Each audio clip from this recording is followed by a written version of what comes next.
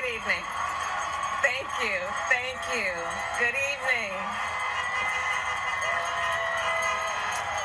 So, thank you. Good evening. So, Congressman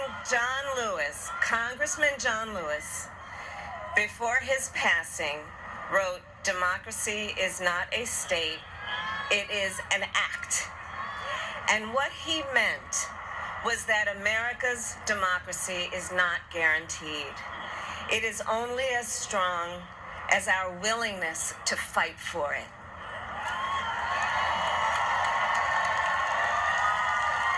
To guard it and never take it for granted. And protecting our democracy takes struggle, it takes sacrifice, but there is joy in it, and there is progress, because we, the people, have the power to build a better future.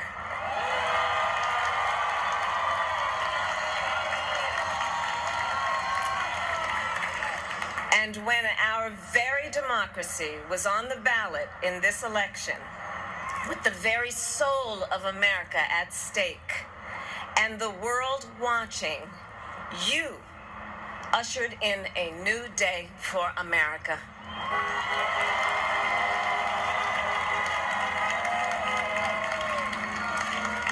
To our campaign staff and volunteers, this extraordinary team, thank you for bringing more people than ever before into the democratic process.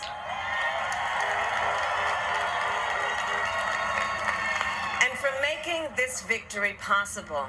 To the poll workers and election officials across our country who have worked tirelessly to make sure every vote is counted, our nation owes you a debt of gratitude.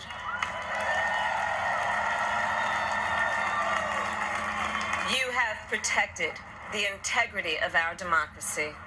And to the American people who make up our beautiful country, thank you for turning out in record numbers to make your voices heard.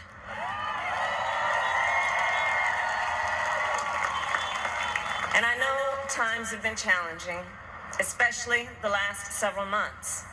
The grief, sorrow, and pain, the worries and the struggles.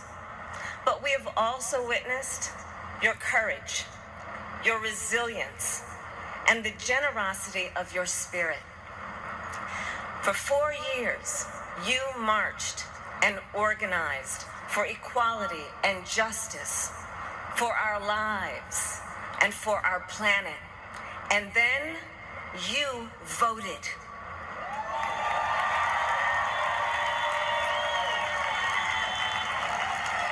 And you delivered a clear message. You chose hope and unity, decency, science, and yes, truth.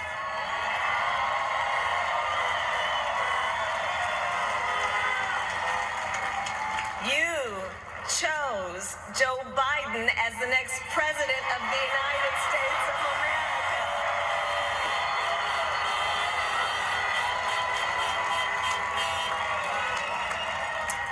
And Joe is a healer, a uniter, a tested and steady hand, a person whose own experience of loss gives him a sense of purpose that will help us as a nation reclaim our own sense of purpose. And a man with a big heart who loves with abandon. It's his love for Jill, who will be an incredible First Lady.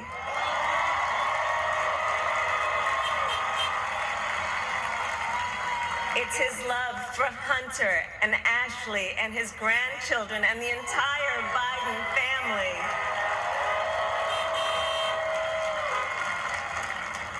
And while I first knew Joe as vice president, I really got to know him as the father who loved Bo, my dear friend who we remember here today. And to my husband, Doug,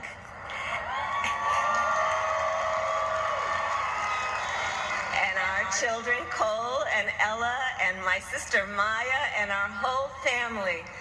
I love y'all more than I can ever express.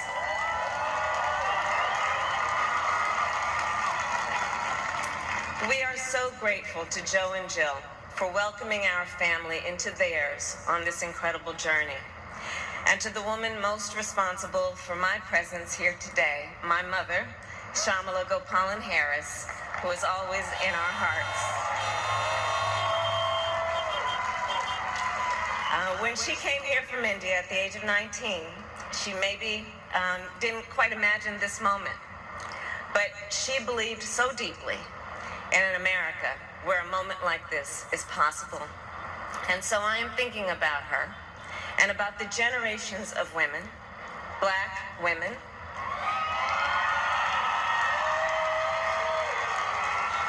Asian, white, Latina, Native American women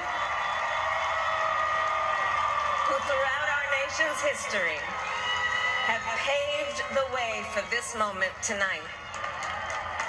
Women who fought and sacrificed so much for equality and liberty and justice for all, including the Black women who are too often overlooked, but so often prove they are the backbone of our democracy.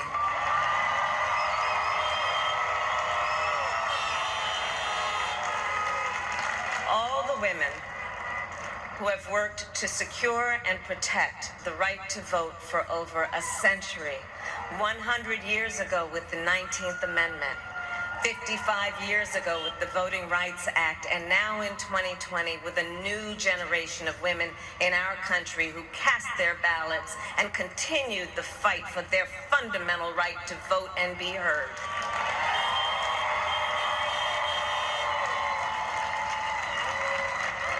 Tonight I reflect on their struggle, their determination, and the strength of their vision to see what can be unburdened by what has been. And I stand on their shoulders.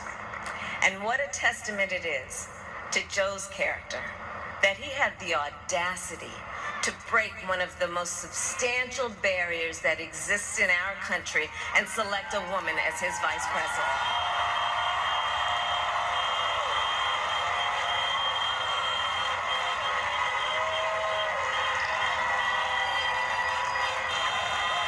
But while I may be the first woman in this office, I will not be the last.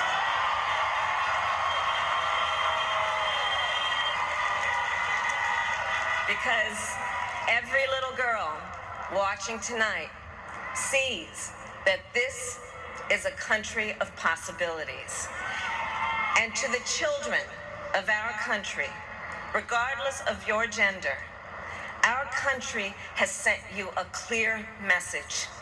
Dream with ambition, lead with conviction, and see yourselves in a way that others may not, simply because they've never seen it before.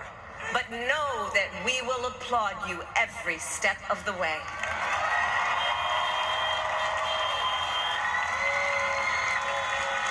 And to the American people, no matter who you voted for, I will strive to be a vice president like Joe was to President Obama.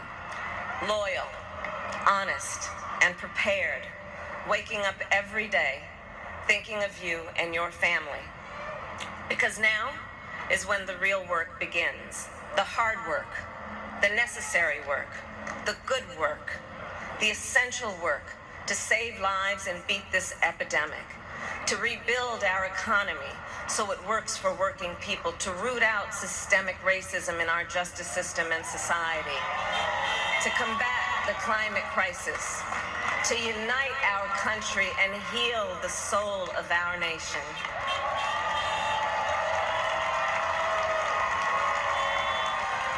And the road ahead will not be easy, but America is ready, and so are Joe and I.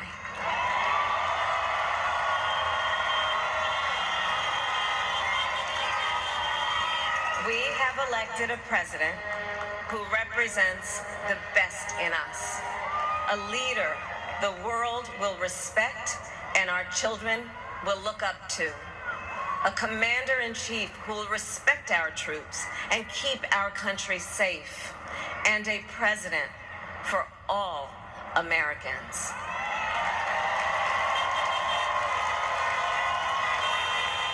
And it is now my great honor to introduce the President-elect of the United States of America, Joe Biden.